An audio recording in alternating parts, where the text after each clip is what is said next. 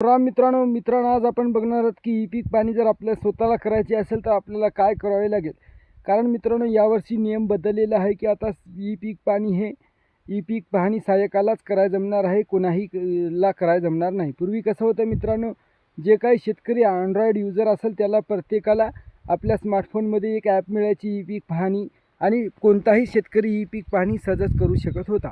मात्र आता तसं राहिलेलं नाही मित्रांनो. कारण काय व्हायचं, शेतकरी स्वतःच ऊस जरी असला तरी सोयाबीनची ई पीक पाणी करायची स्वतःहून किंवा चुकीने मित्रांनो, कोणती पड जास्त राहायची, काही अशा चुका व्हायच्या, त्याच्यामुळे आता ती गोष्ट रद्द केलेली आहे. तर आता आजचा आपला विषय असा आहे की जर आपल्याला स्वतः ई पीक पाहणी करायची असेल तर आपल्याला कोणता फॉर्म भरायचा आहे मित्रांनो.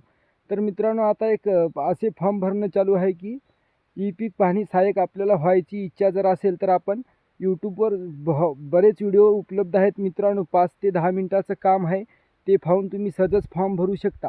त्यानंतर तुमची निवड ई पीक पाणी सहाय्यक म्हणून होईल व तुम्ही ई पीक पाणी करू शकता. तुमचीसुद्धा करू शकता आणि इतर दुसऱ्या शेतकऱ्याचीसुद्धा करू शकता. आणि त्याचं तुम्हाला ठराविक पगार अशी कोणतीही नाही. त्याची फक्त तुम्हाला जे की तुम्ही एका शेतकऱ्याची ई पीक पाहणी केली तर अंदाजी सांगत आहो मी तुम्हाला, किमान 10 रुपये तुम्हाला एका प्लॉटमध्ये मिळणार आहेत. आणि एका शेतकऱ्याच्या 2 गट नंबर असतील तर 12 ते 13 रुपये तुम्हाला एका गट नंबर 2 गट नंबरचे असे काहीतरी मानधन दिले जाईल. तुम्ही फॉर्म भरा आणि त्यानंतर तुम्हाला वारंवार वेळोवेळी तहसीलमधून सूचना मिळतील.